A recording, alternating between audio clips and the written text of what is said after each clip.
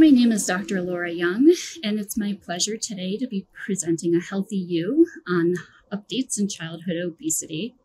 I'm an assistant professor, pediatric endocrinology at UBMD, and I'm also the medical director of the Children's Healthy Way program.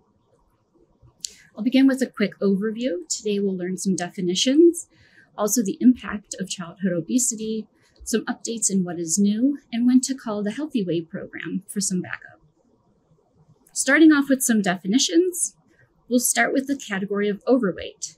Looking at the chart to our right, this would be the area highlighted in yellow. This is where a child's BMI is between the 85th and 95th percentile. A category for obesity would be if a BMI is above the 95th percentile. That's the area in the pink here. But currently we're dealing with more children who have what's called severe pediatric obesity, which is where the BMI is above the 120th percent of the 95th percentile. These growth curves don't really show us that, so the CDC has come up with some more accurate growth curves that we can use now, shown on the right, because these are now more reflective of what we need to see when we are plotting our children's BMIs.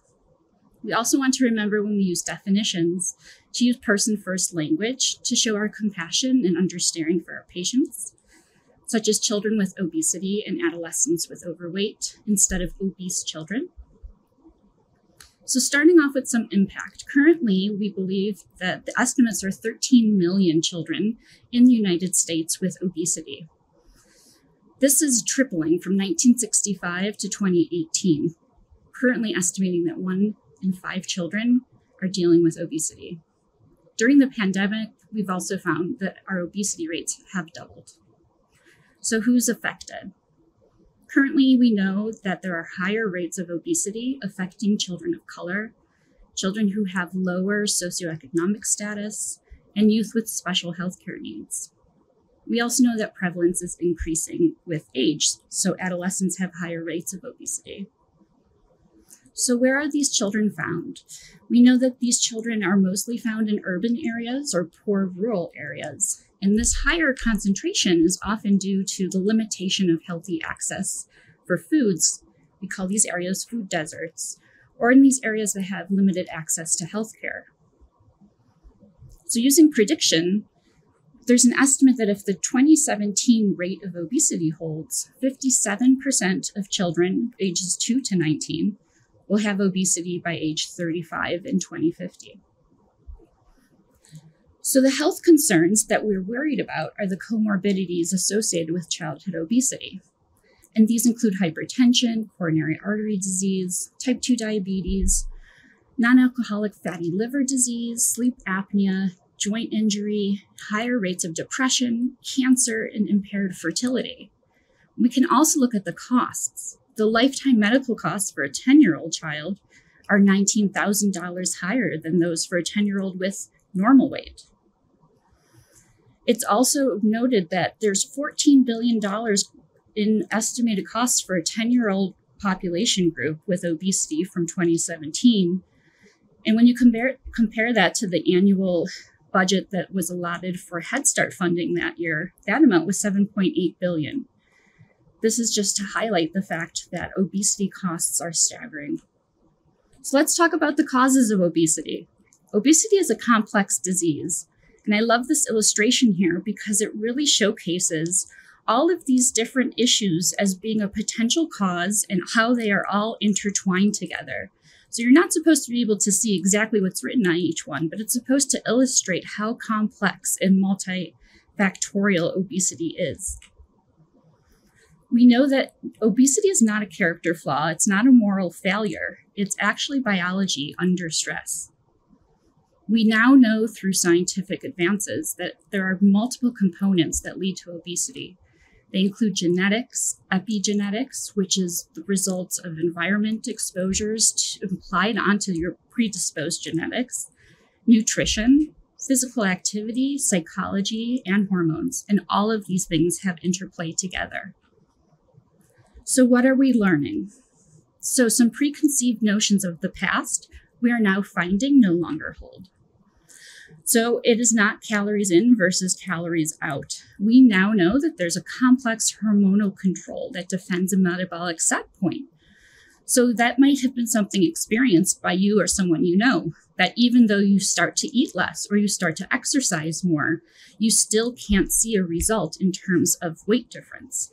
And that's because of this complex hormonal control. Obesity isn't a sense of low willpower or self-control. Hunger and fullness are sensations that can be perceived differently based on different brain chemistry or different genetics. Also, biology isn't the same in everyone. Well, now we know that gene differences actually result in altered metabolic processes. We also know that now weight and BMI don't necessarily indicate health. The BMI is an excellent screening tool because that brings to light who we need to look at more closely and focus on what is their metabolic status. But we do know that after we know we want to screen that person, their body composition markers are what really determine what their metabolic risk is. So we need to know what is their component of lean mass, what is their component of fat mass, and what is the component of central adipose tissue. We used to think you don't need to worry about adult diseases in children, but we now know that arteries can start building plaque when you're a preschooler, and we've seen diabetes occur for type 2 in a person as young as 4. We also used to think weight management medication and surgery was something reserved for adults, and now the FDA and American Academy of Pediatrics supports using these appropriately in children. Overall, we're learning that obesity is a chronic disease, and it should be treated with respect and resources, just like asthma, cancer, or sickle cell disease. So that brings us to the Children's Healthy Way of Buffalo. The USPSTF has put out its screening recommendations to use BMI starting at age 6, and the AAP put out its recommendations to start screening at age 2. And if a child's BMI places them in the obesity category, they should be referred to a comprehensive family-based weight management intervention program. And the Healthy Way program is exactly that. So this is our approach in Healthy Way. We provide customized care for individual patients and their families. We know that since obesity is multifaceted, their care needs to be multifaceted as well. So we have a team of specialists who each can focus on their own particular area of expertise. And we face obesity as a chronic disease, caring for our patients with sensitivity and respect as we battle their disease together. In the Healthy Way program, we've gone through some new advancing program changes, and we've developed a new pathway format. Initial visits, when they come to see us in Healthy Way, take a long time. They are 2 to 3 hours, and this time period is focused just on this person, this child, and their family, devoted to them only. And they each see 4 specialists during this intake visit. They see somebody who's a metabolic medicine expert. They see somebody who's there for a psychosocial intake. They see somebody who is going to do a nutrition intake and a physical activity intake as well. Then they return for 6 more pathway visits, which are much shorter, but are customized to what they need. Finally, they come to us for a summary visit at the end, where we then help them to choose their next steps in care. So who are we and what do we do? This is our metabolic medicine team. It's comprised of Allison Colleen, our nurse practitioner, myself, a pediatric endocrinologist, and Dr. Zabe Meiman, our pediatric gastroenterologist. We make medical assessments based on histories that are sent over by our primary care providers. We take new biometric measurements, since we mentioned BMI alone isn't very informative to us.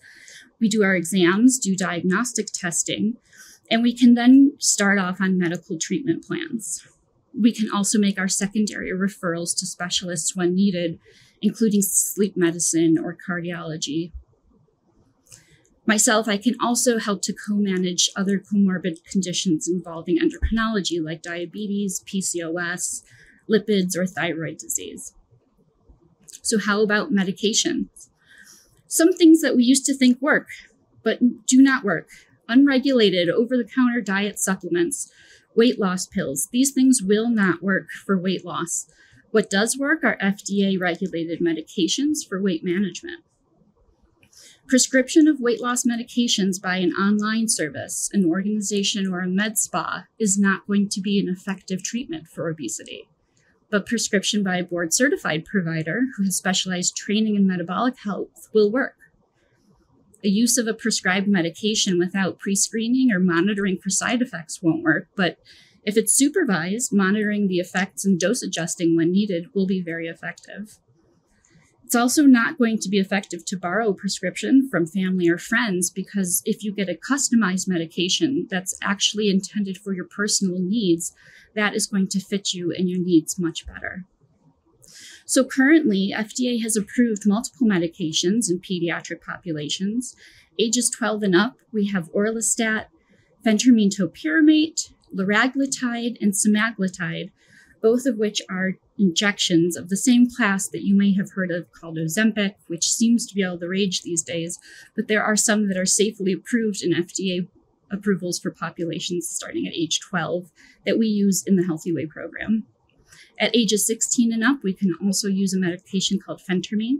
And in select populations, children who are found with our genetic testing to have monogenic obesity, we have a medication called setmelanotide. Our next group is our medical nutritionist, Sarah Armstrong, who's a registered dietitian. She helps patients with food logs and giving education as to how to read a nutrition label, giving personalized recommendations and guidance how to work with what they have. If this is a child who lives in a food desert and doesn't have access to fresh fruits or vegetables, she can help them navigate their budgets and their shopping options. We know that diets don't work, but learning healthy eating habits does, and Sarah can help navigate that. So as I mentioned, diets, fat burners, they don't work, but learning healthy behaviors will. We know fast food and junk food won't help, but if we can avoid processed foods or foods high in trans fat, that's a win. Intermittent fasting and restricting is not helpful, but not skipping breakfast is going to help with weight loss. So that's something that's simple that you can recommend to somebody. Keto diets or avoiding carbs is not effective, especially in a pediatric population. We know that children require carbohydrates in order to continue to fuel brain cells and make neuronal connections that are very important, especially up until the age of 23. So we aim for a protein, a carb, and a healthy fat with fiber in each meal and snack. We know that you need to think about, instead of avoiding snacks, we want 3 meals with structured snacks. So avoid snacking, but not snacks. 100% juice, sports drinks, or coffee drinks are ways to get actual extra calories that you don't need. But you can drink things that have non-nutritive sweeteners. Those are perfectly safe, or things flavored with fruit essence. It doesn't work to deprive yourself of a food, so don't go out and say, I'm not going to have any coffee, or I'm cutting out ice cream, because that's something that then that's all you'll think about. So instead of never saying never, we say treats are okay if occasional and in moderation. Our next team is our behavioral health and psychosocial support team. Kristen Sarconi and Karen Decker. They help us to evaluate past or current stressors for our children and their families. We know that traumas and adverse childhood events can be large triggers for our children who are dealing with battling obesity. We learn about mental health diagnoses in our children or their families, and we can provide mental health resources if needed. We help to understand the patient's relationship with food and guide them to make sure that this relationship can become a positive one. We can help with social resources and empower the family so that they can support the child and assess for disordered eating and can develop a plan if that's something that exists. They can also help with motivation and self-esteem. So what doesn't work on this end? Restrictive eating, dieting, avoiding or shaming. What does work is building this positive relationship with food. It doesn't work to eat for comfort, but learning behaviors that can self-soothe or provide comfort that doesn't involve food is effective. It doesn't work to use food as a reward, so having a pre-built list of rewards that aren't food-based can be very helpful. Negative self-talk or comparison to peers is not helpful, but learning that all bodies are good bodies, learning to build self-esteem at any size, having affirmations and celebrating non-appearance-based positive characteristics is something that's very helpful in weight loss. Our next team is our movement specialists. Jill and Ariana, our physical therapist and occupational therapist, help with physical activity customization to our patients. They do evaluation of existing or past injuries, conditions that might limit their activity, such as asthma. They conduct a physical exam and determine mobility and posture. And they do a baseline fitness assessment for strength and endurance. And then they follow body composition changes and guide activity recommendations. They can make customized activity plans and follow the children. So what doesn't work? All or nothing thinking. 15 minutes is better than 0. So even if you can't meet the 1 hour a day recommendation that is given by the American Academy of Pediatrics, moving for 15 minutes is better than 0. It doesn't work to say, I'm waiting to get a gym membership or get old enough to join a gym. You can do a workout in your house that's just as effective. It doesn't work to just tell a child that they need to go and do something active or to exercise, but it helps to do something active with them. You can also do something fun. It doesn't necessarily have to be a workout. It doesn't work to say, well, I'm waiting for the weather to get better, especially in Buffalo. So it's okay to be active in your home. Also, you can just do something as simple as walking the aisles of a store. I often tell patients you can go to Walmart and walk the aisles up and down. That counts. You can also try to find a rec center. It doesn't work to do all cardio all the time. Muscle is metabolically active. You don't need fancy weights to do a strength training exercise. You can use canned goods that you have at home and use those as weights as well. And also we have our bariatric surgery component. Dr. Carol Harmon is our surgical director and our pediatric bariatric surgeon. So for children, it is an option. Actually, the teen lab study showed us that earlier bariatric surgery has better effects than waiting till adulthood. Children in the teen lab study had 100% resolution of type 2 diabetes, which is more so than the adults did. They also had better results in terms of having less hypertension than the adults did. And the American Academy of Pediatrics recommends it as a referral for patients who have severe obesity and are ages 13 and up. We also will do some consideration of select patients even younger. We currently offer the vertical sleeve gastrectomy as our most common procedure, occasionally the gastric bypass. It's not recommended to do gastric banding in children. But with Dr. Herman and Dr. Alan Posner, our adult bariatric surgeon, we're able to do consultations through the HealthyU program. These are some of our great successes. This is Taylor. He came to us with a BMI of 41. He had hypertension, fatty liver disease, and high cholesterol. And post-surgery, he was able to come down to a BMI of 25.5. And more importantly, all of the comorbidities resolved. This is him at 16 years old. And also Carlos, also at 16, came to us with a BMI of 55.3, sleep apnea, high cholesterol, joint pain, and high blood pressure. And after his surgery, he came down to a BMI of 32, and again, resolution of his comorbidities. So this is an option for our patients as well. The most important thing is how to keep the success going at the end of our pathway. So we're always here to support. Once they're done coming through our HealthyU program, we want to return their comprehensive obesity care to the medical home with their primary care provider. But we need to know that as a chronic disease, obesity can have exacerbations. So it's okay to use this new term of obesity in remission. And we like to set up a maintenance visit every 6 to 12 months after the graduation of the HealthyU program. This way we can continue prescription management if needed and provide ongoing support to our children and families. So this is how to reach us if you're interested in making a referral to the HealthyU program or just want to find out some more information. Feel free to give us a call. We're located in the Conventus building attached to Oshai Children's Hospital, and we'd be happy to provide more information. So thank you for joining me today in this HealthyU presentation. Just wanted to end with the message from Magic Johnson that all kids need is a little help, a little hope, and somebody who believes in them. And at the HealthyU, we are the people who believe in our children, and we thank you for letting us be here today.